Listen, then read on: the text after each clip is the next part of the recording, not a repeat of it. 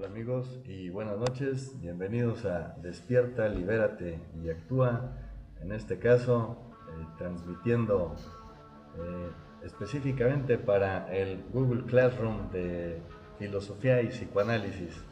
Bueno, pues ahora los saludo, me tocó hablarles aquí directo con este microfonito y quiero referirme con ustedes a la clase que tuvimos el día de hoy en la Facultad de Filosofía de 3 a 6 de la tarde en el Seminario de Filosofía y Psicoanálisis. El día de hoy, pues bueno, hablamos de un ejemplo de cómo elaborar un encuadre psicoanalítico desde la perspectiva lacaniana. En fin, pues nos dedicamos a analizar un pequeño texto de Edgar Allan Poe llamado El corazón del Ator, narrado por un excelente actor argentino llamado Alberto Laiseca. Y pues en fin, tomamos como ejemplo ese cuentito, pues simplemente con la idea de demostrar pues, o tomar simplemente un ejemplo de la subversión del sujeto, o en fin, cómo demostrar un ejemplo de una subjetividad neurótica, para decirlo en palabras más llanas. Pues en fin, quiero dejarlos que vean esta explicación a través de unas láminas de PowerPoint y nos vemos al final de esa exposición para llevar a cabo una conclusión. Bien, pues aquí les voy a mostrar una presentación acerca de El corazón del Ator de Edgar Allan Poe. Bien, pues el tema que les quiero mostrar aquí se titula Sobre la subversión del sujeto en el corazón del Ator de Edgar Allan Poe. Mi nombre es Víctor Hugo Valdés Pérez y pues ya saben que me ubican en la Facultad de Filosofía de la Universidad Michoacana de San Nicolás de Hidalgo. Jacques Lacan, en el artículo llamado Subversión del sujeto y dialéctica del deseo en el inconsciente freudiano, nos menciona esta frase: el sabio que hace la ciencia es sin duda un sujeto él también, e incluso particularmente calificado en su constitución, como lo demuestra el hecho de que la ciencia no haya venido sola. Este es Jacques Lacan y el texto se llama Subversión del sujeto y dialéctica del deseo en el inconsciente freudiano. Este texto lo encontramos en Escritos 2, en editorial Siglo XXI, que aquí en México se editó en 1995, y esta cita que tenemos en esta diapositiva está en la página 804. Complementario a lo que mencionábamos en la diapositiva anterior, Jacques Lacan también dice esto: el padre deseado por el neurótico es claramente el padre muerto, pero igualmente un padre que fuese perfectamente dueño de su deseo, lo cual valdría otro tanto para el sujeto. Con lo cual nos hace indicar esta paradoja que hay en la relación de cualquier persona con su padre, o con quien funja o quien tenga esta función paterna. Pues de alguna manera el ser humano conserva el instinto original de superar al líder de su familia o de su manada, pues para obtener los beneficios que ello conlleva. Veamos el caso concreto de Edgar Allan Poe. Edgar Allan Poe nació en Boston, Massachusetts, en el vecino país del norte que es Estados Unidos de Norteamérica. Él quedó huérfano a los 3 años y fue criado por un rico comerciante. Además, se casó con su prima Virginia Clemm, quien aún no había cumplido los 14 años.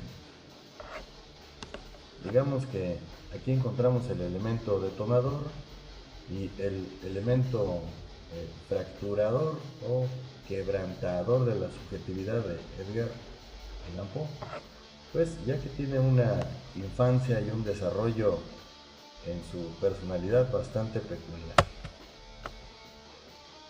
Bueno, a este respecto les quiero mostrar el trauma. el trauma, directamente la herida, o lo que Freud llama huella mnémica, se fija en la personalidad de Edgar Allan Poe debido a la muerte de su esposa, la cual lo sume de lleno en el juego y en la bebida. Además, Edgar Allan Poe muere en la miseria víctima del delirium tremens, a la edad de 40 años. Bueno, pues, en fin, parece que tiene una vida bastante complicada. El corazón delator, la historia presenta a un narrador anónimo obsesionado con el ojo enfermo, al que llama ojo de buitre, de un anciano con el cual convive hasta que cierto día decide asesinarlo. El crimen es estudiado cuidadosamente y tras ser perpetrado, el cadáver es despedazado y escondido bajo las tablas del suelo de la casa. La policía acude a la misma y el asesino acaba delatándose a sí mismo, imaginando alucinadamente que el corazón del viejo se ha puesto a latir bajo la tarima.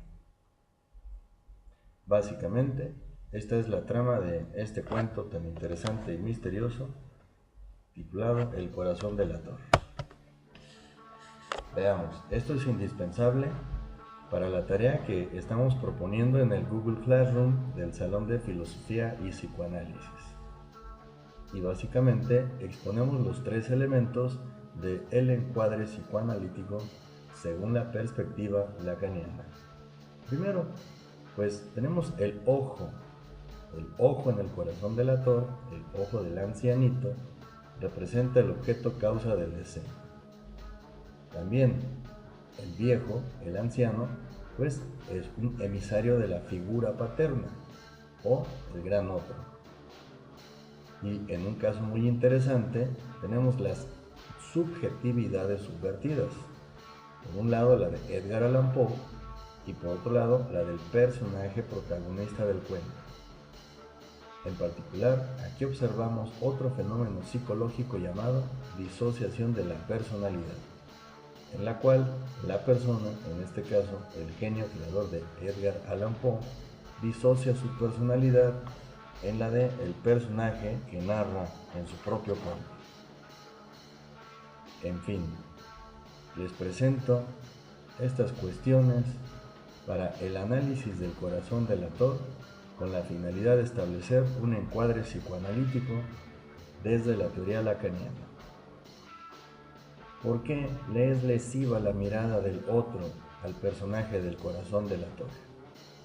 En general, ¿por qué es lesiva la mirada del otro al sujeto neurótico? ¿Por qué cuando estamos en una situación de neurosis obsesiva nos molesta la mirada del otro? En fin, esa es la primera pregunta. La siguiente pregunta es, ¿por qué se asocian los latidos del corazón al desarrollo de la crisis del personaje? Eso nos da una pauta del delirio y de la disociación personal que tiene el protagonista durante el desarrollo del drama en el cuento. La realidad subjetiva siempre proviene de la síntesis de una experiencia asociada a un recuerdo. Y en el caso del psicoanálisis, este recuerdo obviamente puede ser un recuerdo angustiante o un recuerdo traumático. En fin, veamos el caso de la disociación subjetiva. En el caso del corazón delator, existe la negación de la propia locura por parte del protagonista, ya que él se jacta de su propia genialidad para evadir su acto perverso. Sin embargo, los policías siempre supieron del delirio, y el protagonista cree que lo descubren por el latido que representa el objeto causa del deseo. El asunto es que en el plano objetivo y de lo real confluyen ambas realidades. Es decir, por un lado, la realidad subjetiva del protagonista del cuento, el cual se siente delatado por el corazón de la persona que acaba de asesinar. Y pues todo ese conocimiento pertenece al campo de la imaginación y la alucinación. Estamos hablando de una lógica del deseo. Y en el caso de la realidad que ven los policías, pues ellos se dan cuenta del nerviosismo que tiene el protagonista del cuento, el cual pues al verse comprometido en una situación con los representantes de la ley, se delata solito con el movimiento de su rodilla. Como pueden ver, el momento de la verdad es la confluencia entre la realidad objetiva que ven los policías desde fuera y la realidad subjetiva del protagonista del cuento. Ese es el ejemplo de la disociación subjetiva que les estamos mencionando en esta presentación. Finalmente, el motor de la historia es la insistencia del narrador, no en su inocencia, que sería lo normal, sino en su cordura. Sin embargo, esto revela una pulsión autodestructiva, ya que se está pretendiendo demostrar la cordura a través de la culpabilidad en el crimen.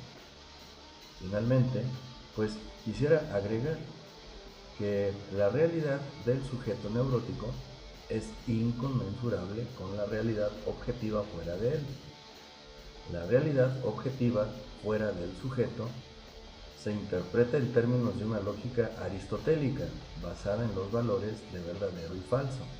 Sin embargo, la lógica operante al interior del sujeto corresponde a una lógica desiderativa, es decir, sintetizada, si bien a partir de una experiencia, es combinada por una serie de razonamientos basados en recuerdos que en ocasiones pueden ser traumáticos.